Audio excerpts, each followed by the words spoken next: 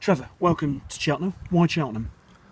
As I said, as soon as I spoke to the manager, it just felt right, and it was quite a quiet summer until the manager rang, but sod's law, as soon as he rang, a few things come up, but as soon as I spoke to the manager, it sort of felt right. People were telling me to hold off, maybe wait a while and something else will come up, but I thought, nah, listen, it's a good opportunity to go and play games at a good club, and anyone I spoke to about the club, like Alan Fettis that used to be here, was good. I heard nothing but good things about it, so and I've turned up this morning, the training ground's top drawer, so it's, I'm glad to be here. And I understand you got the call from Mark Yates while you were on honeymoon. I suppose your wife must have forgiven him now that you've actually signed the contract. Yeah, sitting in Disneyland actually on my honeymoon with the kid, and the manager rang, but yeah, and as I say, straight away I thought it felt right, and the only thing that's kept it going so long was my wife. It's a long way south for her, but wanted ideally something more northern, but it's a good opportunity to come and play games, and she realised that in football, like 2 year getting a 2 year contract, it's good security, so she quickly changed her mind. She's done a bit of research in the town and that, and it's, as I say, nothing but nice things about it, so we're excited to be here and looking forward to the future.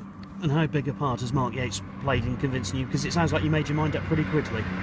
Yeah, as I said, it's nice, refreshing to have a manager that was honest, and he stuck as well. I'm not saying he pestered me, but he made you feel wanted. He was texting you and ringing you, and he, as I say, it's nice that you felt wanted. He said nice things about me, and but the thing that sold it most was the fact that he's putting together a young, hungry squad. As he said, there'll be no superstars signing, and sometimes it's the best thing in this league, because you need young lads that are maybe on their last chance. They're getting a year contract and they're going to have to work their nuts off basically. And in this league, that's what it's all about. Teams that work the hardest tend to do the best in this league. So hopefully, when he's putting young lads together, a young, hungry squad, you'll see that in the pitch when we're working harder than any other team. And obviously, you spent the bulk of last season on loan at Portsmouth. I mean, disappointed not to earn something down there, because the fans seem to rate you very highly. It was a strange one, honestly, but you don't. I've been in football 10 years now. You quickly learn that it's a cutthroat game. You're quick.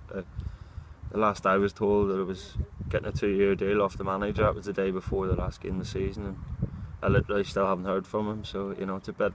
It does leave a bitter taste in the mouth. But as I say, it happened to me last year as well with Bradford. It's the exact same thing. But so you quickly learn in football. At the end of the day, we're just, as you see, there's 900 or so lads out of contract now, so they can easily just go and pick someone else. So you have to understand that that's another reason whenever this come up, it's a 2 year contract at a good club, and you can't think twice about it. It's a great chance for me, and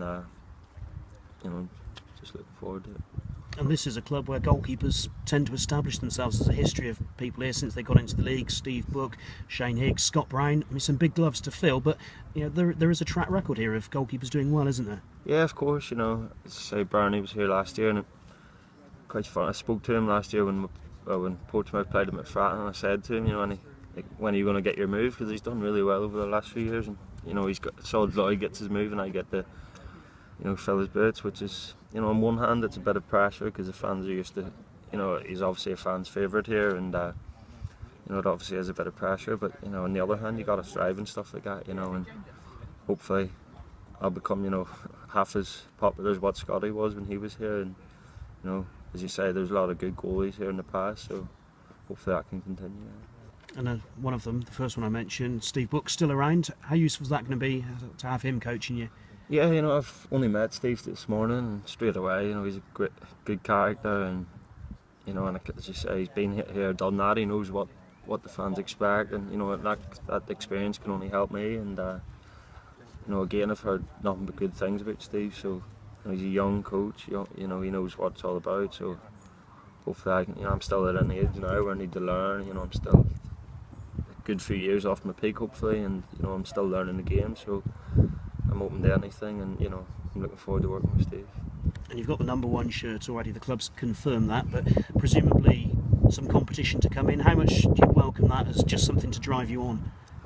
Without doubt, if anything, what I missed last year at Portsmouth a bit, because I was there, you know, and no matter how, you know, how bad you play, if you had a bad game, I still knew, you know, there wasn't that pressure on me, and I sort of missed it. You know, you do miss the competition, and you know, any keeper, you know, obviously you don't want to be dropped or anything, but the thought of it, you know, makes you put that extra couple of % in training, makes you concentrate more in the game. And you know, I spoke to the manager this morning. Obviously, he's bringing someone else in, which we need, and you know, I'm looking forward to it. You know, I was a bit worried about being the only goalkeeper of the day with Steve. You know, I wasn't looking forward to that, but obviously there's a young Harry here as well. So, but you know, whoever the manager brings in, you know, I might have the #1 shirt, but you know, it's a long pre-season. We'll both get a fair shot at it, I'm sure. So I have to be at the top of the game, and I look forward to the challenge. Good man, thank you. No problem.